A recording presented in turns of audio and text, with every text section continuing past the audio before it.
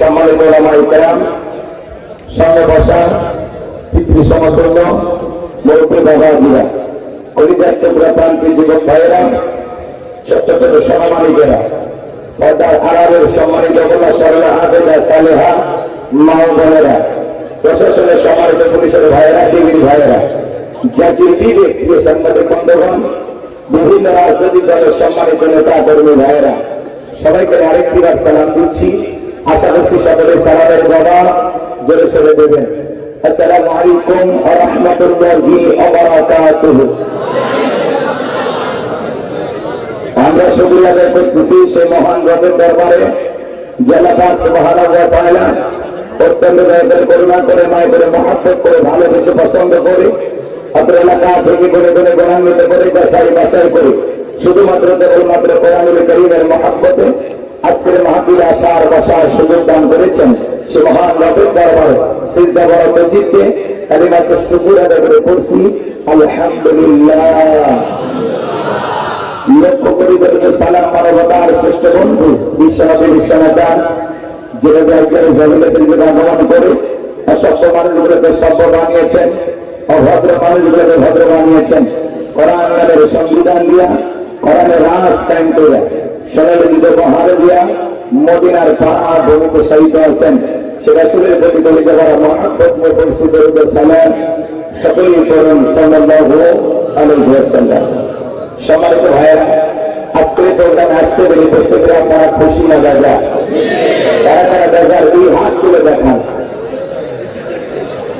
মাঝে মাঝে হাত তুলেছেন আপনারা দাদা না বুঝে তুলেছেন, তাই না? খালি জোশ থাকলে হবে না, জোশের সাথে হুঁশও থাকা লাগে। এই জন্য আমাদেরকে বলা হয় হুজুকিয়া বাঙালি, সাইডে আইরি সেই দিকে সাইডে বোঝা সোজা খাইলে লাঠি পিটা খাইবে, মার খাওয়ার পরে হুঁশ হয় হ্যাঁ এই কাম করছিলেন। এই জন্য যে কোনো কাজ বুঝে শুনে করা লাগবে। মুসলমান পা ফেরার আগে চিন্তা করবে এই রাস্তা হেঁটে হেঁটে আমি জান্নাতের রাস্তায় যাচ্ছি না আপনি জাহান্নামের রাস্তায় যাচ্ছি, সবের পথ নাকি গুনাহের পথ, এটা আল্লাহর দেখানো পথ নাকি শয়তানের বাঁকা পথ। মুসলমান পা ফেরার আগে চিন্তা করা দরকার আছে না নাই? খালি তালে তাল দিগাইনি।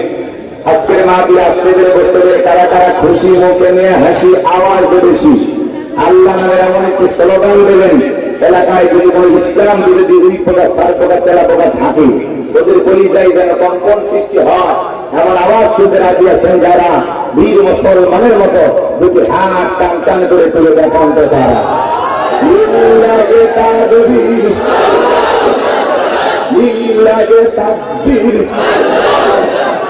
আল কোরআনের আলো আল হাদিসের আলো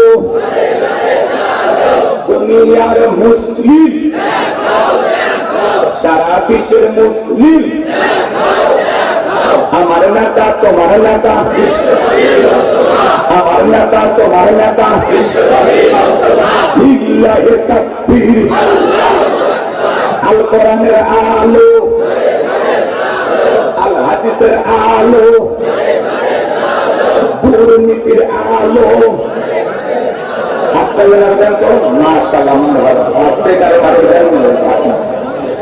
অনেকে ভেবে তাহলে বলে ফেলেছে দুর্নীতির আলো ঘরে ঘরে যাবে। বাংলাদেশে এই দুর্নীতি এমন কমিশন আছে না নাই? এরপরে দুর্নীতি কমেছে নাকি ডিজিটাল কাজে বেরিয়েছিল। দিন যত হচ্ছে দুর্নীতির পাল্লা কত ভালো হচ্ছে কথা বলেন ঠিক কিনা? আমরা চাই আমাদের প্রিয় মাতৃভূমি বাংলাদেশ দুর্নীতি মুক্ত আল্লাহ কবুল করেন ছিল বলেন আমিন। আমরা তোমাদের বাংলাদেশ মাদক মুক্ত আল্লাহ কবুল করেন ছিল বলেন আমিন। আমরা তোমাদের বাংলাদেশ যৌতুক মুক্ত আল্লাহ কবুল করেন ছিল বলেন আমিন। সম্মানিত ভাইরা আমার ভূমিকা লম্বা করে নয়, সরাসরি মূল আলোচনায় প্রবেশ করতে চাই। একেবারে কম হালকা সময় আমার ভূমিকায় লম্বা করা নয়, সরাসরি মূল আলোচনায় প্রবেশ করতে চাই। তারপরে অনেক জায়গায় গেলে বলে হুজুর সাবধানে আলোচনা করবেন, ভুলে গেলেন এলাকাটা ওদের কথা চাইছি না মনে হয় এলাকা ওদের বাবা আওয়াজ দিলে পুরুষের মতো দিলেন। আমি করবো আওয়াজ, আপনারা দিলেন আওয়াজ। আলোচনা হবে কমপ্লিট। শ্রোতাদের স্ত্রীকে বারে বক্তার হিট আলোচনা হবে জায়গা মতো হিট। কিছু আজ প্যান্ডেলে, কিছু আজ অ্যাঙ্গেলে, জ্ঞানী লোকের জন্য ইশারায় যথেষ্ট কথা বলেন, শিখছেন। আমরা অনেক জায়গায় বাস করতে গেলে বলে হুজুর বাচ্চা করবেন করবেন, খবরদার রাজনীতির কোন আলোচনা করবেন না। আপনারাই বলেন তো আমার বাড়ি কোন জেলা? গরিব এলাকায় বাড়ি দেখে আমার জেলার নামটা নিতে আপনাদের কষ্ট হচ্ছে, একটু ধরে বলেন না আমার বাড়ি কোথায়? গাইবান্ধায়। আমি আসছি কোন জেলায়?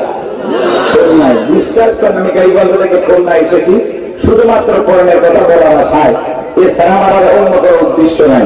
আর খুলনা থেকে, গাইবান্ধা থেকে খুলনায় এসে রাজনীতি করে আমার কোনো লাভ আছে?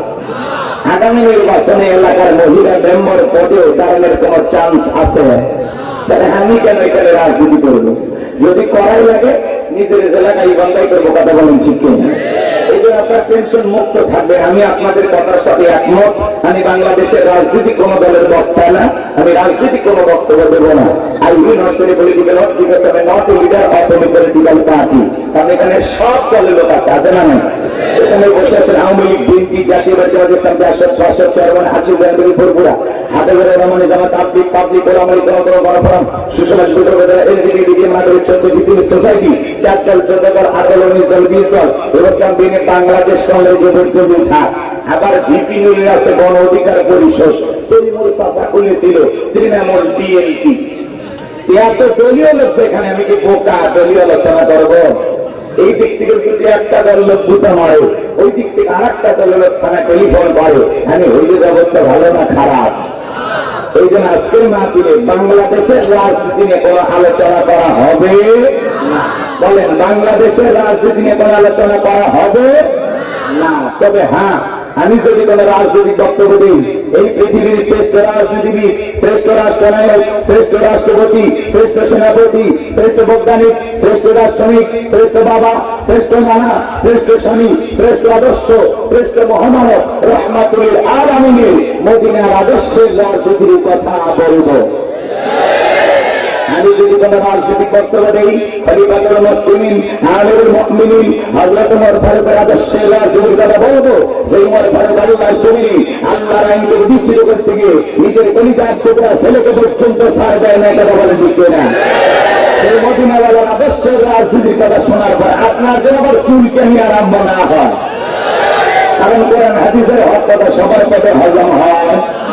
আপনারাই বলেন তো, সুদের সামনে যদি সুদের বিষয় নিয়ে আলোচনা করা হয়, তো কি খুলনা শহর থেকে মিষ্টি